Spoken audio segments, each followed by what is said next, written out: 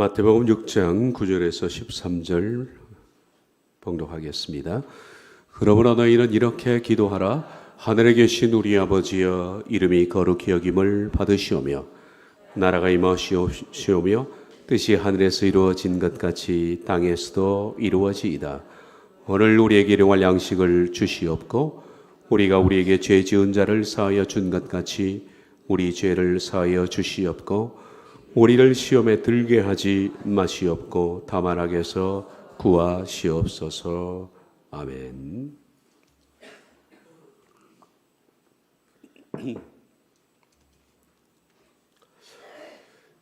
피는 약 200km 속도로 몸을 한 바퀴 도는데 46초가 걸립니다.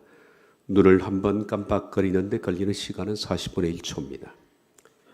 혀에 침이 묻어 있지 않으면 절대로 맛을 알 수 없고 코에 물기가 없으면 냄새를 맡을 수가 없습니다. 갓난아기는 305개의 뼈를 가지고 태어나는데 커가면서 206개 정도로 줄어듭니다. 모든 인간은 코에 극소량의 철을 가지고 있어서 커다란 자장에 있는 지구에서 방향을 잡기 쉽도록 해줍니다. 빛이 없을 때 이것을 이용해서 방향을 잡습니다. 눈의 근육은 24시간 동안에 약 10만 번 움직입니다. 다리가 이 정도 운동을 하려면 하루에 적어도 80km는 걸어야 합니다. 두 개의 콧구멍은 서너 시간마다 그 활동을 교대합니다. 즉 한쪽 콧구멍이 냄새를 맡는 동안 다른 하나는 쉽니다. 재채기는 시속 160km의 속도로 퍼지는데 이는 야구에서 투수가 던지는 공보다 훨씬 빠릅니다. 뇌는 1000억 개의 신경세포를 가지고 있어서 뇌 속의 상호 연결은 사실상 한계가 없습니다. 인간의 뼈는 화가암보다 강해서 성냥갑만한 크기로 10톤을 지탱할 수 있습니다. 이는 콘크리트보다 4배 강합니다. 폐는 폐포로 하는 공기 주머니를 가지고 있는데 그것은 무려 300만 개 정도가 됩니다. 이 폐포를 납작하게 편다면 그 넓이는 93평방미터 정도가 됩니다. 남성의 고환은 매일 한국 인구의 10배에 달하는 정자를 만들어냅니다. 인간의 혈관을 한 줄로 이으면 12만 킬로미터로서 지구를 3바퀴 이을 수가 있습니다. 피부의 넓이는 남자는 1.9 평방미터, 여자는 1.6 평방미터입니다. 피부는 끊임없이 벗겨지고 4주마다 완전히 새 피부로 바뀝니다. 한 달에 한 번씩 옷을 갈아입는 것이 됩니다. 한 사람이 평생 동안 벗어버리는 피부의 무게는 48kg 정도로 평생 1000번 정도로 새로 갈아입습니다. 땅구멍은 500만 개입니다. 소화란 강한 산성과 알칼리성 사이의 위태로운 평형 작용입니다. 위산은 아연을 녹여버릴 정도로 강하지만 위장에서 분비되는 알칼리성 분비물이 위벽에 녹지 않도록 해줍니다. 그런데도 위벽을 이루는 50만 개의 세포들이 매분 죽어서 새 세포들로 대치됩니다. 3일마다 위벽 전체가 새 것으로 바뀌는 것입니다. 여자가 아이를 출산할 때는 자궁이구가 평상시보다 500배나 크게 열립니다.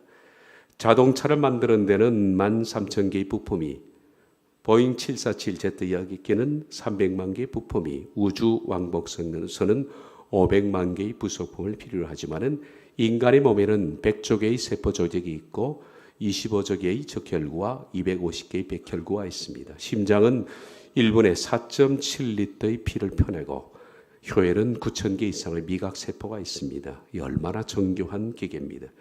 지문이 같을 가능성은 640억 대 1입니다.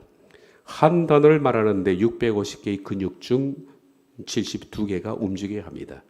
남자는 모든 것의 무게가 여자보다 많이 나가지만 단 하나 예외가 있는데 여자가 지방을 더 많이 가지고 있습니다. 이것으로 여자를 곡선미 있는 아름다운 몸으로 만듭니다. 정자를 만들어내는 공장인 고환은 온도가 낮아야 제 기능을 할 수 있으므로 방열기구처럼 언제나 쭈글쭈글한 주름 두성의 모양으로 매달려 있습니다. 고환은 2개인데 25g입니다. 한쪽의 것이 더 무겁고 큽니다. 이렇게 크기와 높낮이가 다른 것은 서로 충돌의 위험을 배제하기 위함입니다. 우리의 몸을 구성하는 성분들은 물이 61.8%, 단백질이 16.6%, 지방이 1.49, 질소는 3.3, 칼슘은 1.81. 그 외에 인과 칼륨과 염분, 마그네슘, 철분, 아연, 구리망간, 옥소, 산소, 탄소, 수소, 나트륨, 연소, 유황, 마그네슘, 불소, 붕소, 규소, 비소, 브롬, 철, 아연, 망간, 구리, 니켈, 코발트, 은 등 다양합니다. 이 가운데 조금이라도 균형이 깨지면 몸은 망가집니다. 인체의 핏줄은 동맥, 정맥, 모세혈관의 총 길이가 12만 킬로미터입니다. 경부 고속도로가 왕복 900km니까 134번, 3번 왕복할 수 있는 길입니다. 지구 둘레가 40만 킬로미터니까 지구를 3바퀴 돌 수 있는 길입니다. 성인의 보통 머리카락의 개수는 10만 개입니다. 수염은 3만 개, 잔털은 30만 개입니다. 머리카락의 성분은 아미노산, 탄소, 산소, 질소, 수소입니다. 귀청은 왜 있는가? 독한 냄새를 발하기 때문에 곤충이나 이물질이 들어가면 죽습니다. 우리는 이런 사람을 만든 분을 아버지라 부릅니다.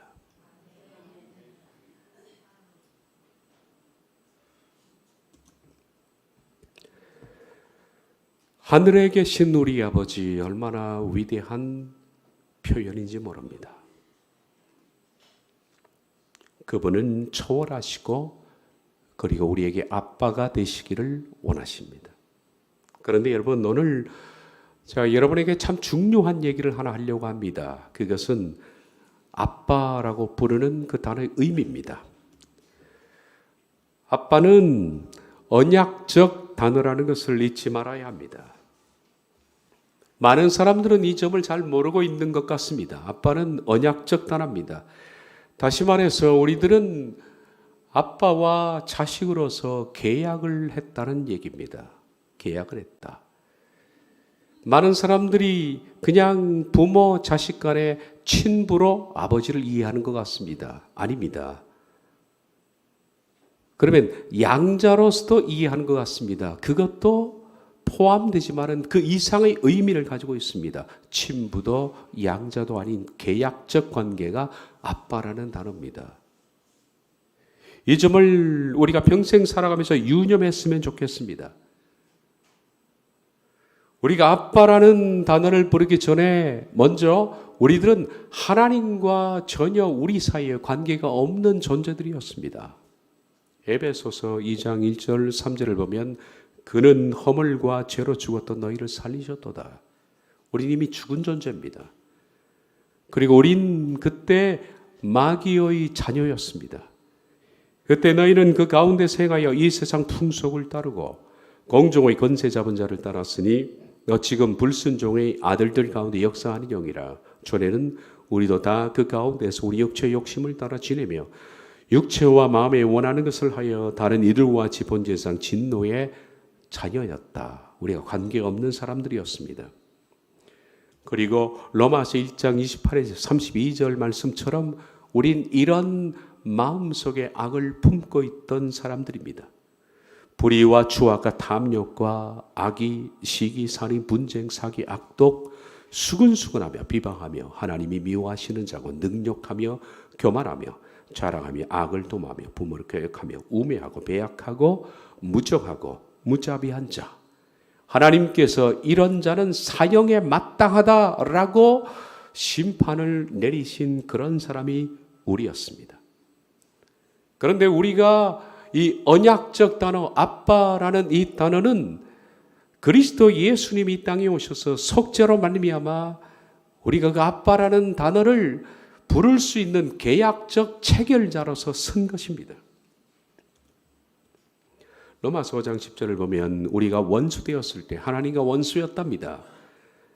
원수되었을 때 그 아들의 죽으심으로 말미암아 하나님과 화목할 수 있는 길이 열어진 겁니다. 히브리 10장 19에서 20절을 보면 우리가 예수의 피를 힘입어 성소에 들어갈 담력을 비로소 얻게 된 겁니다. 그 길은 우리를 위하여 휘장 가운데서 열어놓으신 새로운 길이요. 휘장은 곧 육체니라.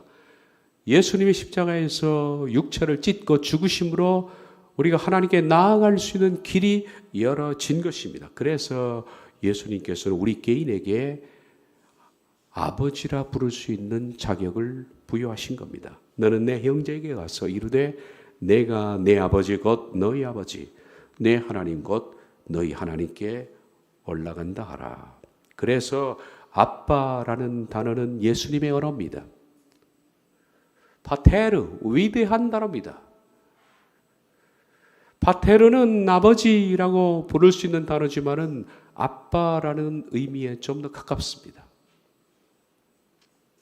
그래서 예수 그리스도께서 이 땅에 오셔서 원수되었던 하나님과 우리 사이의 관계를 속죄로 말미암아 길을 열지 않았더라면 우리들은 결코 하나님을 아빠라 부를 수 있는 자격조차 없는 겁니다. 이런 이유로 아빠는 예수님께서 하나님과 우리 사이에 계약서를 쓰신 바로 언약적 단어입니다. 많은 사람은 이 점을 잘 모릅니다. 다시 말해서 계약한다는 개념을 모른다는 것입니다. 우리가 성경에서 말하는 아빠, 이것은 보통 사람들이 그렇게 생각하는 것 같습니다. 육신적 아빠라는 개념으로 접근을 하는 것 같습니다. 그렇죠. 육신적 아빠는 우리를 낳았습니다. 그래서 한 번 아빠는 어떻습니까? 영원한 아빠입니다. 우리가 무슨 짓을 해도 아빠는 아빠입니다. 자녀로서의 합당한 삶을 살지 않아도 한 번 자녀는 영원한 자녀입니다. 호적에서 팔 수가 없는 겁니다. 우린 그렇게 생각합니다. 하나님은 내 아버지다라고 부릅니다. 그러면 하나님은 영원히 우리의 아버지라고 생각합니다. 그것이 아닙니다. 성경이 말씀하는 아빠의 개념은 그것이 아닙니다. 무조건 아빠가 아닙니다. 그것은 계약적 아빠입니다. 이것을 잊지 말아야 합니다. 계약적 아빠. 다시 말해서 우리들은 하나님과 무관했습니다. 그런데 오늘부터 계약을 체결하는 겁니다. 계약 문서를 넣고 하나님께서 우리를 부르셔서 체결하는 겁니다. 자, 오늘부터 이 계약서대로 네가 한다면 내 자녀가 될 것이다. 그리고 네가 자녀로서의 삶을 살면 내가 아빠가 될 것이다 라는 것을 계약한 것입니다. 이 계약은 깨질 수 있는 겁니다. 그리고 조건은 우리가 자녀로서의 삶을 살지 못하면 이 계약은 언제든지 파기될 수 있는 언약적 단어가 아빠인데 사람들은 한 번 아빠, 영원한 아빠인 줄 압니다. 지난 시간에 말씀드렸습니다. 아버지로 부른다는 것은 뭐냐? 알미 전제되어야 한다. 반드시 하나님을 알아야 된다. 하나님이 어떤 분인지, 그분이 뭘 원하시며 뭘 싫어하시는지, 나에게 무엇을 기뻐하시고 무엇을 하지 말라 하시는지, 그분의 성품이 뭐며 하나님께서 그분의 성품을 담도록 우리에게 요구하시는 것을 알아야 합니다. 이런 알의 전제가 없이 무조건 아빠라고 부르는 것은 실은 넌센스라는 겁니다. 그리고 두 번째, 아버지로 부른다는 것은 상속자가 된다는 개념입니다. 장차 우리가 부르는 아버지가 정말 내 아버지가 되실 때 그것은 하나님께서 모든 유산을 상속하신다는 겁니다. 로마서 8장 15에서 17을 보면 너희는 다시 무서워하는 종의 영을 받지 않고 양자의 영을 받았으므로 이것은 친아들이 아닙니다. 양자의 영이라고 표현합니다. 그런데 양자보다 더한 개념입니다. 계약적 아빠입니다. 양자는 어떻습니까? 입양을 합니다. 입양을 하면 그 뒤로는 무조건 아빠라고 부릅니다. 그 아이의 조건을 보지 않고 무조건 아빠라고 부릅니다. 그런데 성경이 말씀하는 개념은 양자도 아닙니다. 앞으로 자녀로 삼겠다는 계약입니다. 그런데 계약서대로 이해하지 않으면 언제든지 아빠와 아버지의 관계는 깨질 수 있는 계약입니다. 그러므로 양자도 아닙니다. 친부도 아니고 양자도 아닙니다. 계약적 아빠임을 잊지 말아야 합니다.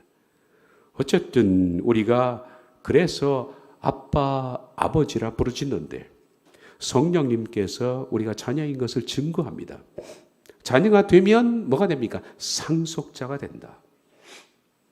그리스도와 함께한 상속자니 우리가 그와 함께 영광을 받기 위하여 고난도 함께 받아야 될 것이니라. 상속자가 된다는 겁니다. 세 번째, 아버지로 부른다는 것은 내가 자녀로서 거룩한 삶을 살겠다는 선언이 전제된다는 겁니다. 요한일서 3장 2절에 3절을 보면 보라 아버지께서 어떠한 사랑을 우리에게 베푸사 하나님의 자녀라 일컬음을 받게 하셨는가 우리가 그러하도다. 그러므로 세상이 우리를 알지 못하면 그를 알지 못함이라. 사랑하는 자들아 우리가 지금은 하나님의 자녀라. 장래에 어떻게 될지는 아직 나타나지 아니하였으나 그가 나타나시면 우리가 그와 같은 줄을 아는 것은 그의 참모습 그대로 볼 것이기 때문이니 주를 향하여의 소망을 가진 자마다 그의 깨끗하심과 같이 자기를 깨끗하게 하느니라. 자녀로서의 요구는 정결입니다. 거룩입니다. 거룩과 정결을 추구하지 않는 사람은 자녀로서의 자격이 없다는 겁니다. 그리고 네 번째, 아버지로 부른다는 것은 전적으로 하나님을 의존하겠다. 아버지를 지금부터 전적으로 의존하겠다는 고백입니다. 제가 아버지에 대해서 시간을 좀 많이 할애하려고 했는데 제가 말씀드렸죠. 여러분의 인내가 어느 정도 버텨주느냐. 그래서 두 번째, 세 번째는 뺐습니다. 오늘 네 번째만 말씀드리고 아빠에 대한 개념은 끝내려고 합니다. 두 번째, 세 번째까지 하면 여러분이 지칠 수가 있습니다. 오늘 네 번째, 오늘 이 부분을 제가 강의하려고 합니다. 아버지라 부른다는 것은 오늘부터 내가 하나님을 전적으로 의존하겠다는 선언입니다. 그 선언이 없는 것은 자녀가 아닙니다. 그분의 명령과 그분의 뜻에 오늘부터 순종하여 의존하겠다. 내 삶을 하나님께 의존하겠다는 그 선언, 그것이 바로 아빠라는 단어 속에 포함되어 있는 것이다.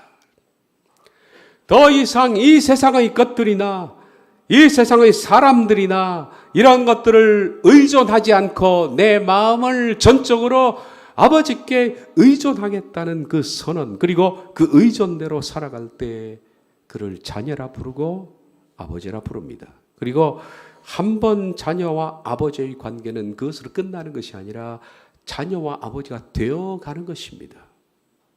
아직 완전한 자녀가 된 것은 아닙니다. 그러나 이 많은 사람들은 이런 언약적 관계, 아버지를 계약적 관계에 있다는 사실을 잊고 아빠라고 그런 기도할 때마다 부릅니다. 아버지. 많은 사람들이 기도할 때마다 아버지라고 부릅니다. 그런데 실제로 하나님을 의존하지 않습니다. 의존하지 않습니다. 여전히 이 세상을 사랑하고 여전히 이 세상의 것을 요구하면서 말로는 아버지라고 부릅니다. 이것은 아버지를 이용하고 싶은 마음에서 그런 것이라고 생각합니다. 아버지가 가진 힘, 아버지가 가진 그 능력, 그리고 사랑과 아버지의 배려, 이런 것들을 받고 싶은, 아버지를 이용하고 싶은 마음에서 실제로 아버지께 의존도 하지 않으면서 자녀로서의 삶도 살지 않으면서 뻔뻔스럽게 기도할 때마다 아버지라고 부른다는 겁니다. 이게 참 문제입니다, 여러분. 실제로 자신이 살아가는 삶에서 아버지를 순종하지 않습니다. 여전히 자기는 자기대로 삽니다. 자기의 뜻을 굽히지도 않고 생각도 바꾸지도 않고 복종할 마음도 없이 거룩한 삶을 추구하지 않습니다. 그저 입으로만 아버지라고 부릅니다. 하나님은 그 사람이 왜 아버지라 부르는지 그 마음의 동기를 잘 읽고 계십니다. 기도하기 전에 우리가 아빠라고 부르기 전에 과연 나는 자녀로서의 계약적 관계 속에서 그 계약서를 충실히 이행하고 있는지를 먼저 점검을 해봐야 합니다. 정말 여러분은 아버지와 계약하셨습니까? 우리가 믿음을 갖는 순간에 계약에 들어가는 겁니다. 첫 번째, 정말 나는 아버지를 압니까? 아버지라 부르는 것은 알미 전제되어야 된다고 그랬죠. 정말 나는 아버지를 아는가? 아버지의 성품, 아버지의 뜻, 아버지의 요구 이런 것들을 정말 알고 있는 사람인가? 두 번째, 내가 장차 정말 자녀로서의 인정이 된다면 모든 상속을 받을 것이라는 것을 확신하고 있는가? 그리고 세 번째, 아버지라 부른다는 것은 거룩한 사람이 된다는 것에 대한 선언인데 나는 거룩을 추구하고 있는가? 그리고 오늘 주제인 네 번째, 정말 내가 아버지라 부른다면 아버지를 전적으로 의존한다는 것인데 나는 의존하는 삶을 사는가?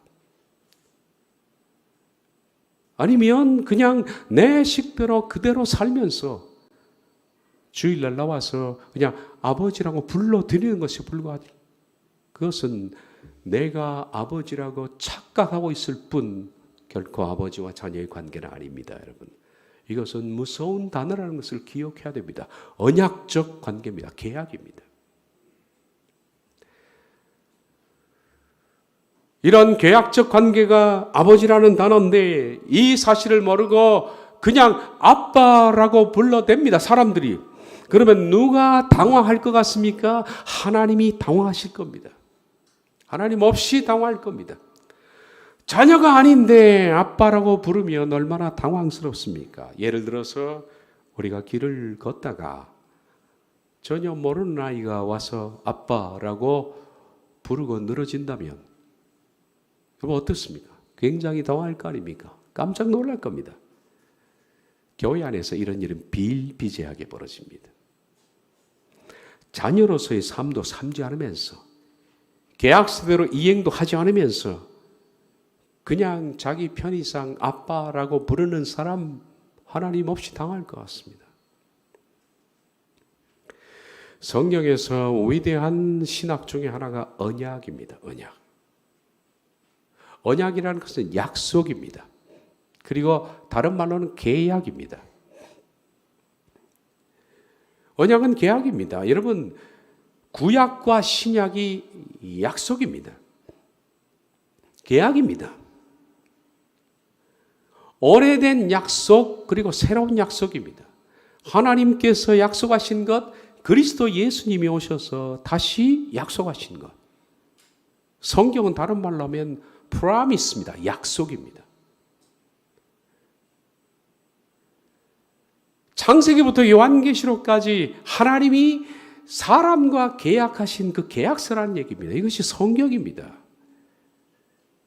정확한 말로는 성경은 계약서입니다. 여러분 어떻게 생각해요? 성경은 거룩한 경입니다. 경전입니다. 그런데 더 정확한 말씀은 약속입니다. 약속입니다. 신구약은. 그런데 약속의 성격이 어떠냐? 이것이 문제죠. 신학교에 가면 이 약속을 가지고 신학을 배웁니다. 이걸 계약신학이라고 합니다. 혹은 다른 말로 언약신학이라 그렇게 부릅니다. 창세기부터 계시록까지 계약적 관점에서 하나님이 인간과 어떻게 계약하신가 하는 것을 훑어보는 것이 계약신학입니다. 그런데 예전에 칼빈주의 신학을 제가 배울 때 물론 대학원 졸업할 때쯤 되면 언약신학을 배웁니다. 좀 퀄리티가 높은 신학이어서 고학년 때 배우는 거죠. 언약신학을 배울 때 칼빈주의적 관점에서는 뭘 배웠느냐 하면 일방적 언약 그걸 배웠습니다. 칼빈주의에서는 하나님께서 인간과 계약하실 때 일방적으로 하신다. 저는 그런 줄 알았습니다. 시간이 많이 흘러서 성경에 눈을 뜨고 나서 보니까 일방적 언약은 완전히 거짓말이었습니다. 성경 어디를 봐도 일방적 언약은 딱 한 군데, 딱 그것을 제외하고서는 모두가 다 일방적 언약이라는 것은 칼빈 신학이 가지고 있는 계약 신학의 맹점이었습니다. 일방적 언약은 딱 하나입니다. 그것은 인류의 속죄를 위해서 하나님께서 그 아들을 일방적으로 보내시겠다는 겁니다. 그것은 속죄를 위해서 물어보지도 않고 인간에게 내가 보낼까? 네가 받을 것인가? 물어보지 않고 하나님이 홀로 결정하셔서 홀로 실행하신 것이 일방 언약입니다. 인간에게 묻지 않고. 계약이라는 것은 A와 B와 만나서 서로 물어보고 합의하는 것이 계약입니다. 그런데 묻지 않고 홀로 결정하시고 실행하신 것입니다. 그것을 속죄 언약이라 그렇게 부릅니다. 이것은 예수 그리스도밖에 없습니다.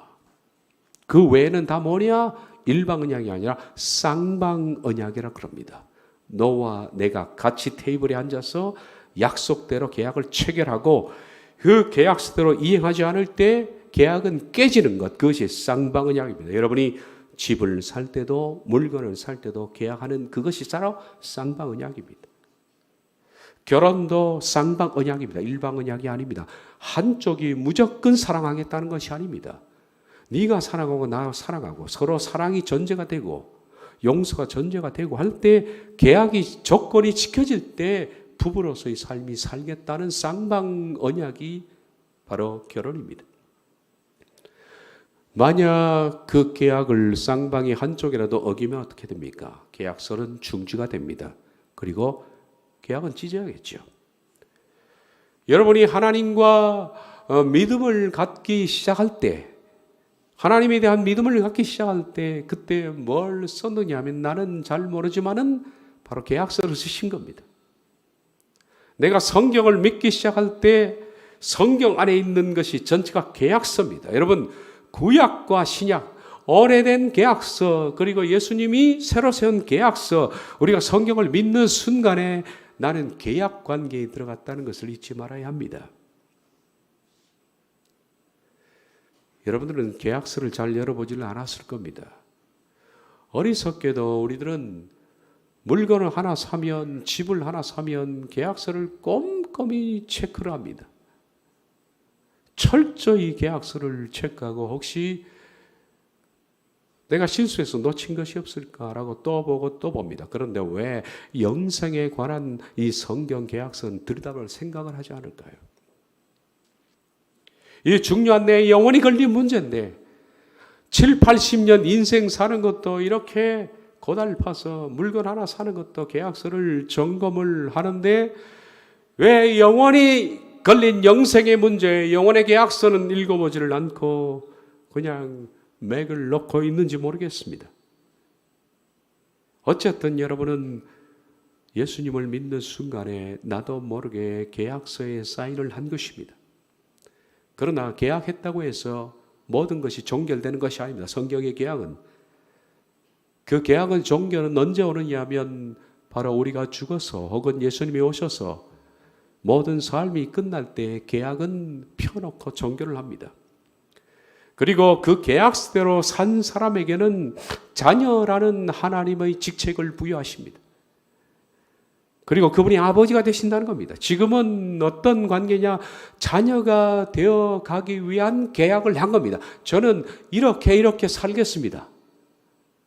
제가 이렇게 살면 하나님은 내 아버지가 되시고 저는 자녀가 되고 상속자가 될 것을 계약합니다라고 계약서 쓰고 우리 지금 살고 있는 겁니다. 구원도 그렇고 자녀가 되는 것도 그렇고 상속도 그렇고 다 마찬가지입니다. 계약이 깨트려지면 하나님과 우리의 관계는 깨집니다. 이것이 뭐냐? 아빠라는 계약적 단어입니다, 여러분. 이 계약을 하고 우리가 아빠를 부르는 겁니다. 만약에 우리가 합당한 삶을, 자녀로서의 삶을 살지 못한다면 성경이 말씀합니다. 생명책에서 너의 이름을 지워버릴 것이다. 계약입니다. 그런데 많은 사람들은 계약대로 살지 않으면서 맥을 놓고 자기가 자녀가 된 줄로 생각합니다. 그리고 자기 마음대로 아빠를 부릅니다. 죄와 뒤범벅되며 살고 세상의 것을 사랑하며 세상 방식대로 여전히 고집과 아집과 편견과 죄악 속에 뒹굴면서 감히 하나님을 아버지라고 부를 자격이 우리가 있는가? 차라리 아버지라는 단어를 부르지 않았으면 좋겠다는 생각이 듭니다. 부끄럽다면. 그래서 아버지는 그렇게 쉽게 부를 수 있는 단어가 못 됩니다. 아버지라고 부를 수 있는 것은 이처럼 알미 전제되고, 그리고 오늘 우리 주제처럼 아버지를 전적으로 의존하는 삶을 살겠다는 선언입니다. 그러므로 의존하는 삶을 살지 않은 사람은 아버지라 부를 자격이 없습니다. 만약에 우리가 하나님을 의존해서 살고 있다면 우리에게 주어지는 것이 하나 있습니다. 그것이 뭘까요? 하나님이 내가 그분을 의존할 때 주시는 선물이 있는데 그것이 바로 자유입니다. 하나님을 의존하는 사람에게는 자유가 옵니다. 사람에게서 자유롭고 물질에게서 자유롭고 욕망으로부터, 그리고 심지어는 죽음으로부터도 자유할 수 있는 아주 자유로운 마음, 이것이 의존하는 사람에게 주어지는 하나님의 선물입니다. 여러분, 이 자유가 살면서 얼마나 중요합니까?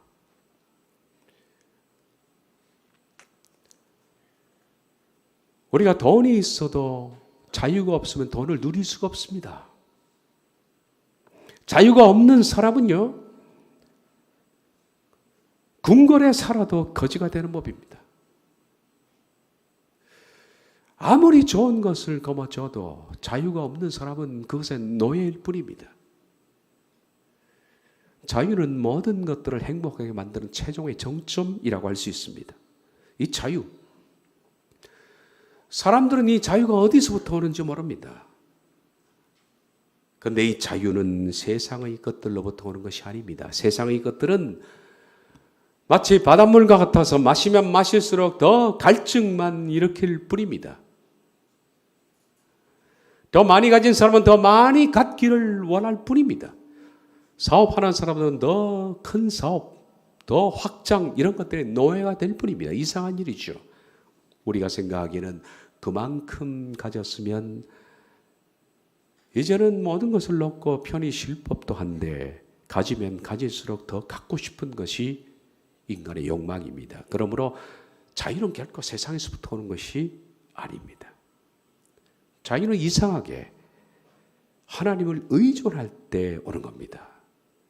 이 세상의 것들을 버리고 하나님을 의존할 때부터 오는 것이다. 그러므로 자유의 시작은 세상의 것을 거머쥐는 것이 아니라 포기하는 것, 놓는 것에서부터 시작하는 것이다. 아빠를 의존하는 자에게 하나님은 자유를 주신다는 겁니다. 그러므로 우리가 아빠라고 기도할 때 부를 수 있는 사람들은 그 속에 이 세상으로부터 완벽하진 않겠지만은 자유를 맛보고 있는 사람들, 자유를 맛보고 있는 사람들, 뭔가 매여 있지 않고 자유를 맛보고 있는 사람들이 아빠라고 부를 수 있는 자격자입니다. 여러분 어떠십니까? 여러분은 출애굽기 21장, 제가 전에 강의를 한 적도 있습니다만 거기에는 이런 관습 하나가 소개되고 있습니다. 살다가 보니까 피치 못할 사정으로 그냥 모든 것들이 다 깨져버렸습니다. 그래서 원치 않지만은 남의 종살이를 한 사람이 있습니다. 그런데 히브리법에는 종살이 6년 하면 안식년에는 7년째는 해방시켜줘라, 그런 법이 있습니다. 그 사람이 돈을 수십억 아니 수백억을 빚졌다 하더라도 6년 종살이 하면 7년째는 그냥 자유자로 내보내라 라는 법이 있습니다. 이 사람이 모든 것들을 잃고 종살이 6년 했습니다. 그리고 7년째 기다리던 자유가 왔습니다. 그런데 이상하게 이 사람이 7년째 자유를 얻었는데 얼마나 찾고 싶은 자유겠습니까? 그런데 자유를 얻지 않겠다 그럽니다. 자기는 앞으로 계속 영원한 종으로 살겠답니다. 누가 노예로 사는 것이 좋습니까? 그래서 이 이상한 히브리 노예를 데리고 주인은 재판장에게 갔습니다. 그리고 재판장은 묻습니다. 너는 이 주인을 떠나지 않아 영원히 이 주인의 종으로 살겠느냐? 말합니다. 네, 그렇습니다. 네가 떠나지 않는 이유가 뭐냐? 이 정은 그 이유를 말합니다. 저는 주인을 사랑함으로 주인의 집을 떠나지 않겠습니다. 저는 주인을 사랑함으로 주인의 영원한 노예로 살겠습니다. 그런 경우에 해당하는 사람은 데리고 가서 그 집주인의 문 기둥에 대고 그 깃볼을 송곳으로 대고 뚫으라. 그리고 그 깃볼에 피가 흐르는 그 피는 송곳 나무의 기둥에 묻히도록 해라. 그리고 그 깃볼에는 그 귀고리를 만들어서 걸도록 해라. 이런 스스로 자발적인 노예니라 라고 했습니다. 물론 출애굽기 21장에서 그 자발적인 노예는 1차적으로 예수 그리스도를 말합니다. 그분은 하나님의 종으로서 자발적으로 하나님이 좋아서 노예가 되셨고 십자가에서 피를 흘려서 그 문설주의 피를 흘리신 분입니다. 그리고 또한 예수 그리스도를 본받아 하나님의 자녀들은 자발적인 출애굽기 21장 노예가 되는 겁니다. 왜냐하면 하나님의 노예로 산다는 것, 하나님을 의존하고 산다는 것이 너무 기쁘기 때문입니다. 세상에 나가서 네 하고 싶은 대로 살라 하더라도, 세상의 물질을 준다 하더라도, 세상의 모든 부귀와 행락과 기쁨과 쾌락을 준다 하더라도 그 모든 것들을 거절하고 나는 주인이 좋아서 영원히 주인의 노예로 살겠습니다라고 선언한 사람들이 하나님의 의존하는 사람, 하나님의 자녀라 할 수 있습니다. 예수님의 사랑을 깨닫고 보니까, 증명할 수 없는 하나님의 사랑의 깊이와 넓이를 깨닫고 보니까, 십자가에서 나를 위해서 죽으신 그분의 사랑을 깨닫고 보니까 너무 그 사랑이 귀하고 사랑스러워 자발적으로 주님께 묶이기를 소원한 사람들, 저는 떠나지 않겠습니다. 앞으로 내 시간과 물질과 내 정성, 내 모든 것들을 쓰십시오. 저는 주님의 종입니다. 주님의 종으로 사는 것이 너무나 재미있고 너무나 기쁘고 너무나 행복하고, 거기서부터 자유는 이 세상에 오는 자유와는 비교가 되지 않으니까, 그래서 하나님의 자녀들은 하나님을 의존하는 것, 다시 말해서 자발적인 노예가 된 사람들이 바로 부를 수 있는 단어가 아빠, 파테르라는 단어입니다. 아버지입니다. 하나님을 벗어나 자유는 없습니다.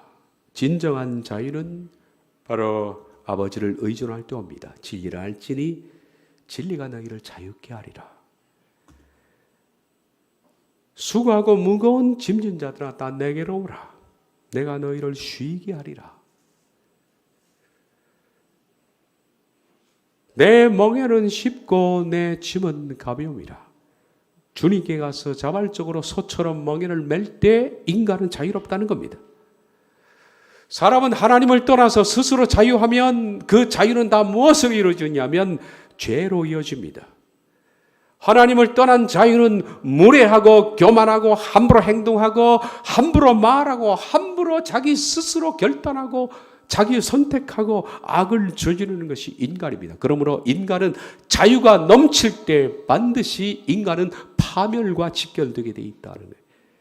그런데 그리스도의 노예가 될 때 인간은 비로소 자유롭습니다. 그 자유를 사람들은 잘 모릅니다. 진리 안에서 살아가는 것이 얼마나 자유로운지, 이럴 때 하나님은 우리에게 아빠가 되셔서 우리를 자녀로 보호하신다는 거예요. 내가 스스로 내 삶을 결정하고 스스로 판단하고 그리고 스스로 인생을 개척해서 욕망대로 끌려 욕망의 깃발을 들 때는 분명히 아빠를 잃을 겁니다. 그런데 내가 자유의 깃발을 내리고 항복 선언을 할 때 우리들이 얻는 것이 아빠를 얻을 수가 있다는 겁니다. 아빠를 얻으면 창공을 나는 새처럼 우린 자유롭습니다. 바다에 헤엄치는 물고기처럼 자유롭습니다. 레일 위를 달리는 기차처럼 우리들은 두 손 놓아도 제 길을 가는 겁니다. 진리가 나를 자유케 하기 때문입니다. 바로 그런 사람들이 부르는 언어가 아빠라는 단어입니다. 계약적 단어입니다. 이런 사람을 누가 이 세상의 것들로 협박할 수 있습니까? 무엇이 이런 사람을 두렵게 할 수 있습니까? 우리가 늘 신앙한 고백처럼 누가 우리를 그리스도의 사랑에서 끊으리요? 환난이나 권고나 박해나 핍박이나 기근이나 적시나 위험이나 칼이랴. 누구도 끊을 수 없습니다. 내가 확신하노니 사망이나 생명이나 천사들이나 권세자들이나 현재이나 장래이나 능력이나 높음이나 깊음이나 다른 어떤 피조물이라도 우리를 그리스도 예수 안에 있는 하나님의 사랑에서 끊을 수 없으리라. 누가 끊겠습니까? 그러므로 이 언약적 단어 아빠는 어디서 배우느냐? 아빠는 광야에서 배우는 단어입니다. 광야는 왜냐하면 우리 스스로 마음대로 살아왔던 우리 삶의 욕망과 이기심이 꺾이는 장소가 광야입니다. 사람은 인생 광야에서 다량의 눈물을 마셔보지 않고서는 인간이 못 됩니다. 인생 광야를 무릎이 까지도록 낮은 포목으로 기어가본 사람이 아니고서는 사람은 자유의 깃발을 절대로 내리지 않습니다. 욕망의 깃발을 들고 사는 겁니다. 그러나 전쟁터에서 무릎이 까지도록 밑바닥을 기고 광야에서 다량의 눈물을 마셔본 사람들, 그들이 바로 그들 속에 있는 욕망과 이기심의 깃발이 꺾이고 비로소 아빠를 부를 수 있는 자격을 얻게 되니 아빠는 광야에서 배우는 언어라고 생각합니다. 슬픔과 아픔과 눈물이라는 그 대가를 지불하고 다이아몬드라는 결정체를 얻는 겁니다. 광야는 우리를 깎아내는 커터와 같은 겁니다. 우린 다 어려움을 인생을 겪습니다. 그러나 여러분, 우리가 겪는 어려움은 결코 나쁜 것은 아닙니다. 이 어려움 때문에 우리는 얼마나 많은 부분 깎여왔는지요. 이 어려움이 없더라면 우리가 얼마나 인생을 철없이 살고 있을는지. 목사인 저도 만약에 어려움이 없었다면 제가 어떻게 살았겠습니까? 수많은 하나님의 깎아내림이 있기 때문에 깎이고 깎이면서 이 광야에서 배운 것이 큰 겁니다. 야곱은 야복이 필요했습니다.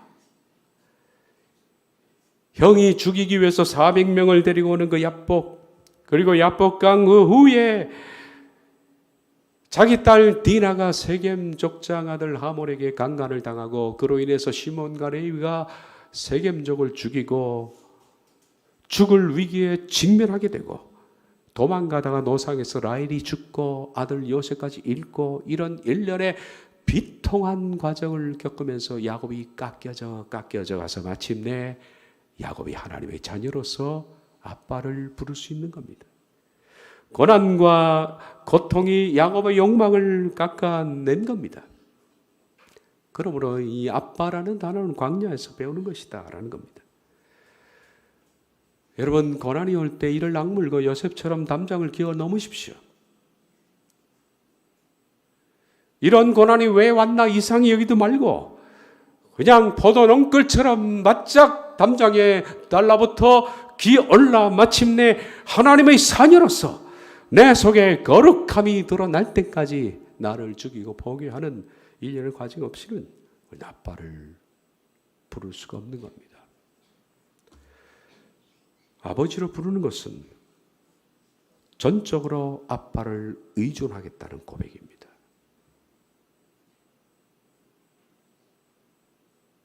이 말 앞에 여러분들은 어떻게 기도할 수 있겠습니까? 아빠라는 단어는 참 무서운 단어입니다. 저는 기도할 때마다 아버지라고 부를 때 나는 계약서대로 살고 있는가? 라는 것을 생각해 봅니다. 그러지 못할 때는 제 입에서 아빠라는 단어가 떨어지지를 않습니다. 그런 사람이 부를 수 있는 위대한 주 기도문의 부름, 하늘에 계신 초월하신 분, 내 아빠요. 이 속에 모든 것이 포함되어 있지 않습니까? 기도는 그런 것입니다. 기도하겠습니다.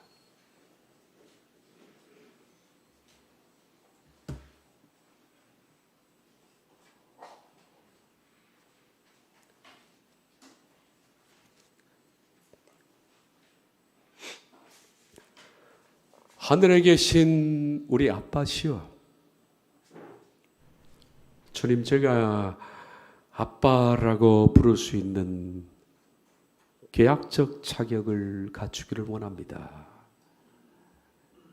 감히 죄인이 무릎을 꿇고 죄를 용서받기를 원하고 자녀로서의 삶으로 살아가기를 원합니다.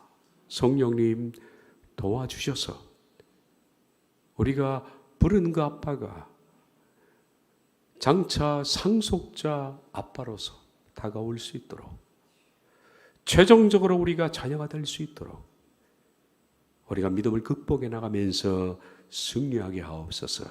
예수님의 이름으로 기도하옵나이다. 아멘.